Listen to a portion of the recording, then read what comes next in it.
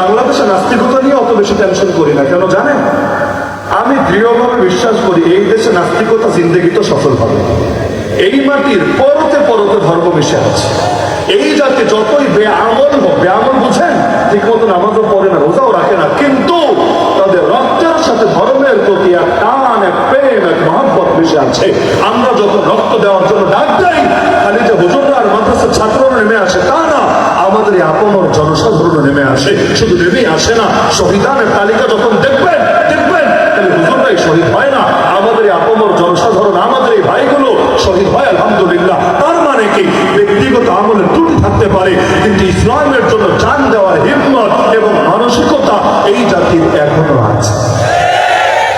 হিম্মত আছে বলেই তো আল্লাহ কবুল করে। আল্লাহ তো সবাইকে কবুল করে না। আমি কয়েকটা দিন ধরে শুধু এটাই চিন্তা করছি। আমাদের ভাই এক অ্যাডভোকেট, সরকার এপিপি, এই শহীদ সাইফুল ইসলাম আলী, আল্লাহর বান্দা কি যে নেক আমল করেছিল আল্লাহ ভালো জানে। কোন আমলের ওসিলে আল্লাহ তাকে কবুল করেছে, অথবা কোন বুজুর্গের দোয়া জানে জীবনে পেয়েছে, না বাবার দোয়া না মার দোয়া।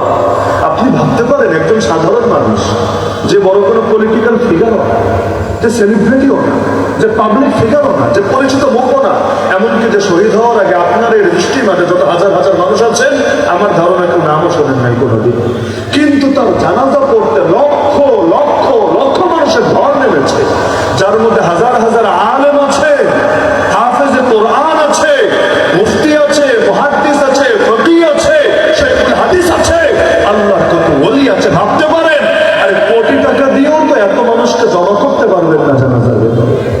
এই কপাল কয়জনের হয়, কয়জনের?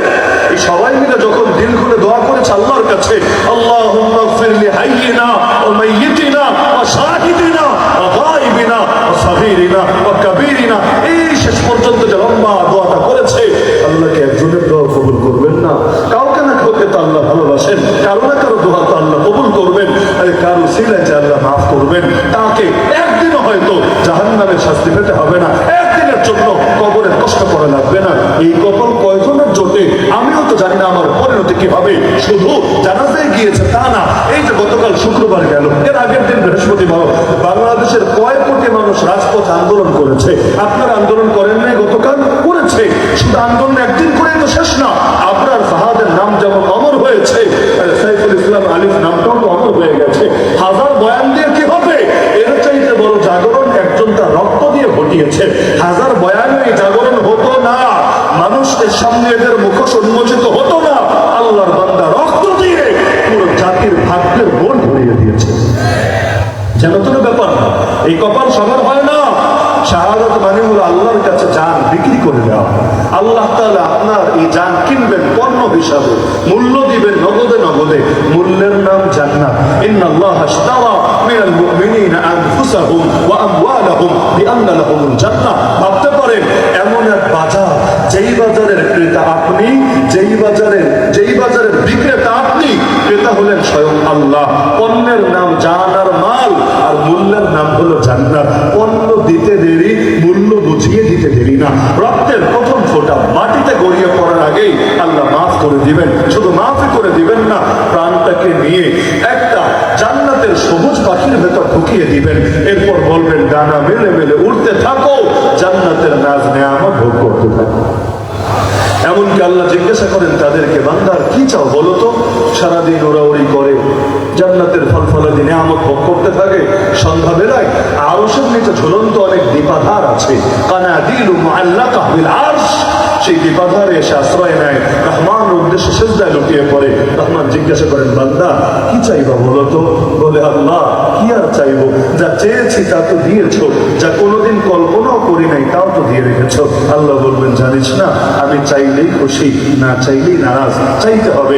তখন বলে, আল্লাহ আরেকটা বার পাঠিয়ে দাও না দুনিয়ার বুকে, আরেকবার শাহাদাতের মজা নিয়ে আসি। আরে শাহাদাতের মধ্যে কি মধু আছে! জান্নাতে গেলেও জান্নাত ছেড়ে আসতে চায় শাহাদাতের লোভে, শাহাদাতের টানে। একবার তো জান্নাতে গেলে ভুলেও দ্বিতীয়বার ফিরে আসতে চাইবে না। দুনিয়ায় যদি অফার দেওয়া হয়, তোমার জন্য গোটা জমিনের মালিকানা দিয়ে দেওয়া হবে, তবুও চাইবে না কেউ দুনিয়াতে আসতে। আল্লাহ বহু কষ্ট করে এসেছে জান্নাতে, এই ঝামেলায় আর যেতে রাজি না। নাফস বড় ডিস্টার্ব করে, শয়তান বড় ঝামেলা করে, আর পারবো না দুনিয়া যেতে। তো শহীদ বলবে, আল্লাহ অন্তত 10টা বার পাঠিয়ে দাও দুনিয়াতে শাহাদাতের মজা নিয়ে আসবো বলে। আরে কি আছে শাহাদাতে, যার জন্য জান্নাতি হুরের আলিঙ্গন ছেড়ে চলে আসতে চায়, গেলমান থাকবে তার খেদমত নিয়ে যেত সেটা ছেড়ে আসতে চায়, সালসাবিল জানজাবিল শারাবান তাহুরা। আরে যেই জান্নাতে সব আছে, যেই জান্নাতে নবীজি সহবত আছে, রবের দিদারও আছে, তবুও চায় আরেকবার মজা নিয়ে যাবে, মর্যাদা তার আরো বাড়বে বলে। এমনকি শুধু দুনিয়ার সাধারণ শহীদ চাইবে তা না, আল্লাহ নবী দুনিয়াতে বসে চেয়েছেন। সেই মুসলিমে হাদিস আছে, লাওয়াদিতু আন আগজুয়া ফি সাবিলিল্লাহ ফাউকতাল থুম্মা আগজুয়া ফাউকতাল থুম্মা আগজুয়া ফাউকতাল। আল্লাহ, আমার ইচ্ছা হয় তোমার রাস্তায় জিহাদ করব, এরপর শহীদ হব, আবার জিহাদ করব, আবার শহীদ হব, আবার জিহাদ করব, আবার শহীদ হব। কি আছে শাহাদাতে? আরে সাহাবী আনাস বিন নজর শহীদ হচ্ছেন, এক হাত দিয়ে রক্ত মুছছেন আর জবান দিয়ে চিৎকার করে বলছেন আল্লাহকে, ফুজতু ওয়া রাব্বিল কাবা, কাবার রবের কসম জীবন আমার কামিয়াব হয়েছে। আরে কি আছে শাহাদাতের ভেতরে? এক সাহাবী, তাকে এবার ফেলে দেওয়া হবে ড্যাগের ভেতরে, এমন ড্যাগ যে ড্যাগের ভেতরে তেল, গরম তেল টক করছে, তাকে ফেলতে দেরি হবে, মরতে দেরি হবে না, তার আগে তার দুইজন সাথীকে ইতিমধ্যে ফেলে শহীদ করে দেওয়া হয়েছে। এখন জালেম বাদশাহ জল্লাদ দিয়ে পাঠিয়েছে, তাকে ফেলা হবে গরম তেলের ভেতরে। তেলের সামনে গিয়ে দাঁড়িয়ে এবার কাঁদছে, চোখ থেকে পানি জড়িয়ে পড়ছে। বাদশা তো অবাক, এত মারলাম, এত জুলুম করলাম, তবুও তুই খ্রিস্টান হলি না, এত লোক দেখালাম, তবুও তোকে ধর্ম পাল্টানো গেল না, এবার মৃত্যুর ভয়ে কাঁদছিস। কান্নাকাটির দরকার নাই, যে অফার দিয়েছিলাম তা বলবৎ আছে। সেই সাহাবী শুনে ঈমানের বলে বলিয়ান হয়ে গর্জন দিলেন, আরে মারাথন মুসলমান মৃত্যুর ভয়ে কাঁদে না রে, আমি তো কাঁদছি এ চিন্তার কারণে একটা মাত্র প্রাণ আল্লাহর রাহে কোরবান করতে পারছি, এ উসিলে আল্লাহকে আমারে মাফ করবে। হ্যাঁ, আমার গায়ে যেই পরিমাণ পশম আছে এই পরিমাণ প্রাণ যদি থাকতো আর প্রতিটা প্রাণ আল্লাহর রাহে কোরবান করতে পারতাম, তাহলে না কিয়ামতের দিন একটা পুঁজি নিয়ে দাঁড়াতে পারতাম। এত সামান্য পুঁজি নিয়ে দাঁড়াবো আল্লাহর সামনে, বড় ভয় হচ্ছে, বড় টেনশন হচ্ছে, এজন্য চোখের পানি ধরে রাখতে পারছে না, চোখ থেকে পানি গড়িয়ে পড়ছে।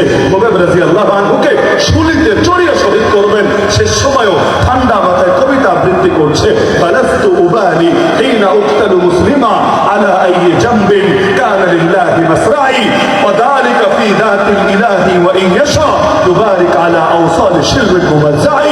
আল্লাহর জন্য যখন আমার জান কুরবান হচ্ছে, আমি মুসলমান হিসেবে যখন মরতে পারছি, শহীদ হতে পারছি, আমার কোনো পরোয়া নাই আমাকে যে মারা হবে, এরপর আমার লাশ কোথায় ফেলে রাখা হবে, কোনো পরোয়া নাই। আল্লাহর জন্য যখন যার কোরবান হচ্ছে, আল্লাহ আমার টুকরা টুকরা অঙ্গের ভেতরে বরকতের বাড়ি ধারা নাযিল করে দেবে। খায়বারের যুদ্ধের পর আল্লাহ রাসূল গনিমত ভাগ করছেন, সব যোদ্ধাকেই তো গনিমত দেওয়া হবে। এর মধ্যে এক বেদুইন আছে, বেদুইন মরুভূমিতে থাকে, মরুচারে জীবনযাপন করে।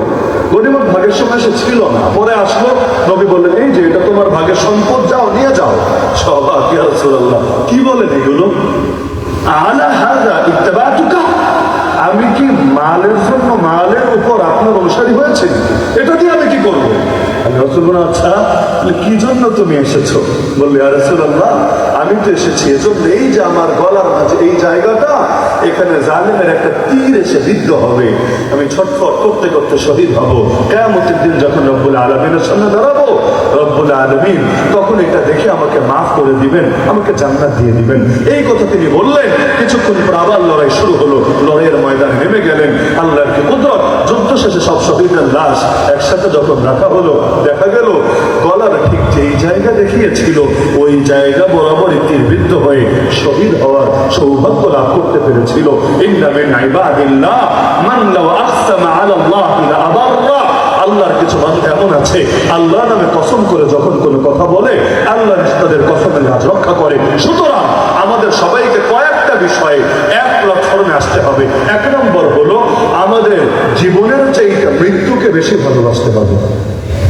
এই মৃত্যু যতদিন আসবে না, রবের সঙ্গে আমাদের যে পর্দা পড়ে আছে, পর্দা সরবে না। পর্দা সরতে দেরি, রবের সাথে মিলিত হতে দেরি হবে না। মান আহাব্বা লিকা আল্লাহ আহাব্বাল্লাহু লিকাআহু ওয়া মান কারিহা লিকা আল্লাহ কারিহাল্লাহু লিকাআহু। যে আল্লাহর সঙ্গে সাক্ষাৎ করতে ভালোবাসে, আল্লাহ তার সঙ্গে সাক্ষাৎ করতে ভালোবাসেন। যে আল্লাহর সঙ্গে সাক্ষাৎ করতে অপছন্দ করে, আল্লাহ তার চেহারাটা দেখতে বড় পছন্দ করেন।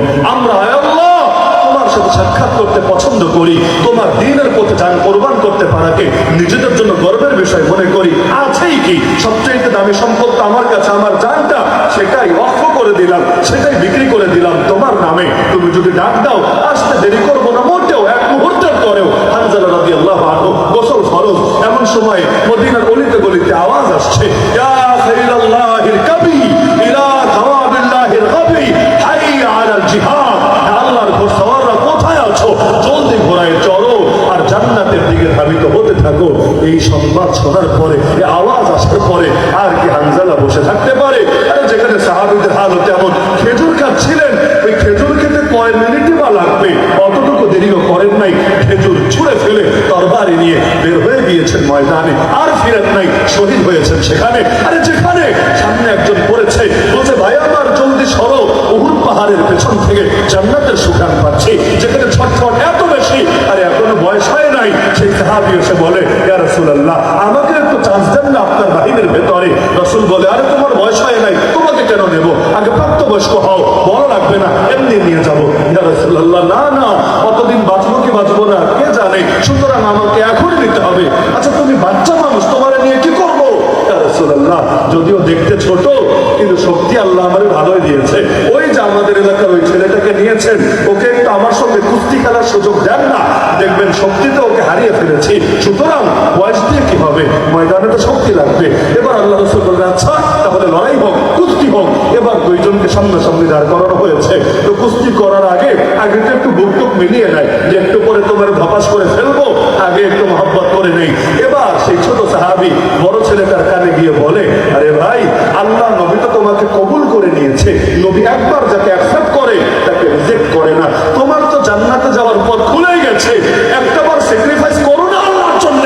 আমরা দুই ভাই হাতে হাত রেখে কাঁধে কাঁধ মিলিয়ে একসঙ্গে ছুটবো জোহাদের জান্নাতের পথে।